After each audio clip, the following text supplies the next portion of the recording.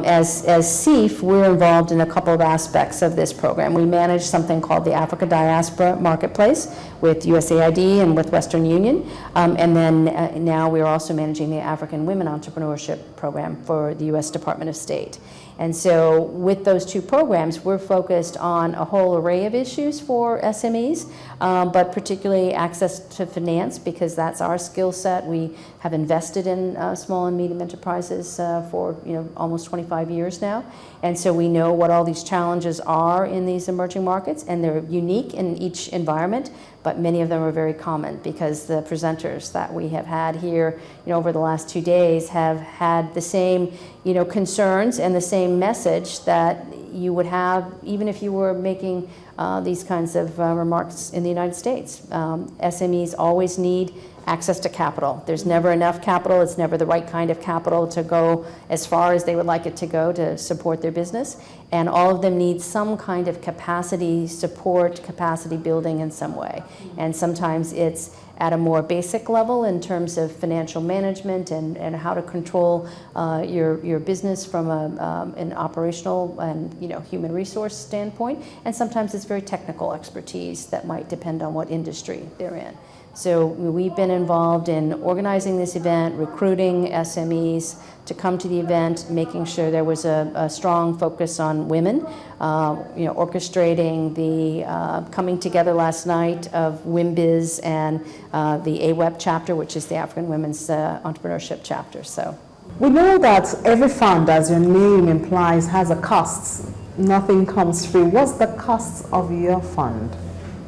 Well, we ourselves are not directly funding SMEs right now. What we're doing is playing a facilitating role. We do hope that we'll be in a position to begin investing in SMEs, particularly women-owned companies. But at the moment, the role here is to engage the banking sector and to make sure that there's, more opportunity to meet at that fine point in the middle where the bankers can satisfy what they need to have in terms of credit quality and credit worthiness, and where the SMEs can meet them partway in terms of the collateral support, the kind of backing that they bring, having a solid business plan, having adequate information about the cash flows of the business. So the point here today and these last 2 days has been to make sure that we work as closely as possible with the commercial banking sector as they are all looking at SMEs as a new market, and making sure there's adequate understanding on both sides about what the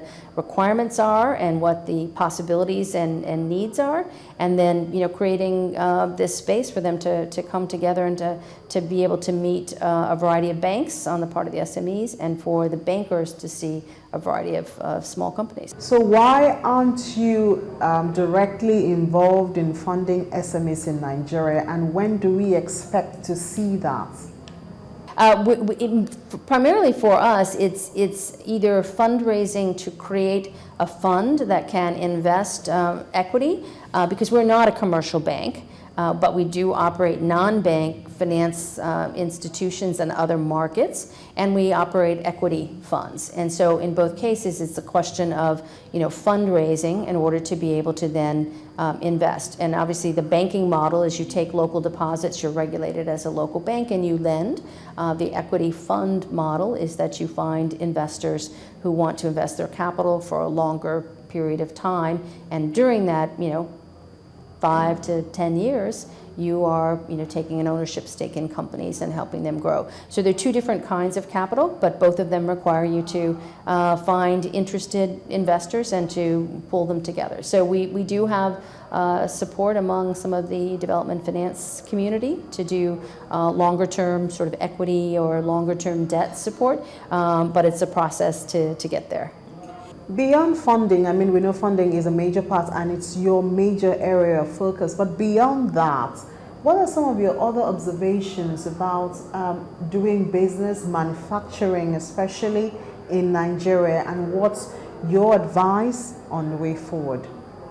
Well, I mean, certainly what I've observed is that there's a tremendous level of interest, a tremendous level of activity, and obviously a very strong need. I mean, there are some very promising opportunities because there is such a large and growing middle class. So there are strong needs that SMEs can meet to serve that market. But you also have strong natural resource opportunities here, and all along that supply chain there are opportunities for SMEs.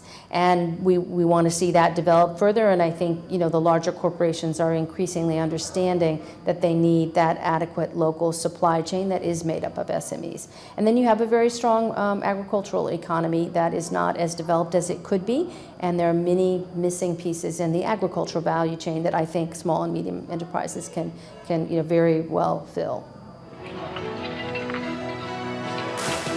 The program for this year started and now it's ended. Last year, 10% success was recorded. That means 7 out of the 70 SMEs got funding from the various banks.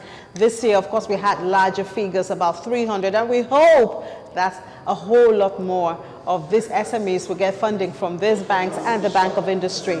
We'll sure bring you this story and others on another episode of this program. My name is Ini Thompson.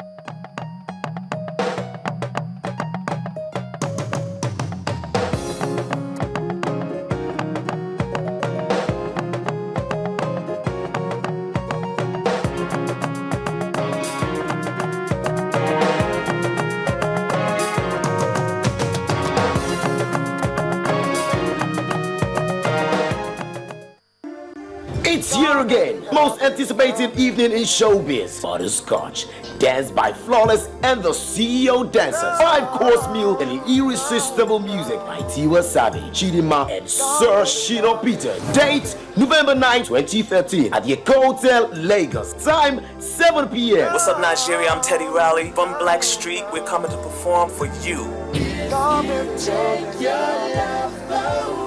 Butterscotch, hosted by Tools.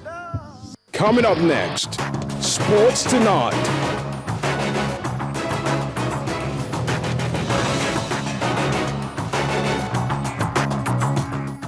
It's decision time for the people of Anambra, a time to seek answers from those jostling to lead the state for the next 4 years. What are the yearnings of Anambrarians? What does the nation's second most densely populated state urgently need? Watch the Anambra Governorship Town Hall conversation as 4 major candidates discuss their plans and answer questions that are important to the development of the state. Anambra Governorship Town Hall conversation live on Channels Television from the Emmaus Place, Awka, this Sunday, November the 10th, 2013.